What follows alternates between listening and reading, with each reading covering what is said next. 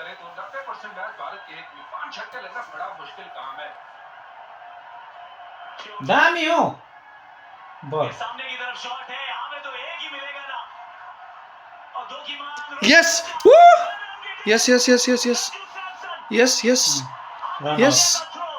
Run out Run out. Run out Run out. ल साला by by और भयो नि अन्त बेथलै गएछ बेथलै गएछ यही उम्मीद है इन फैंस की, यही उम्मीद है भारतीय टीम की।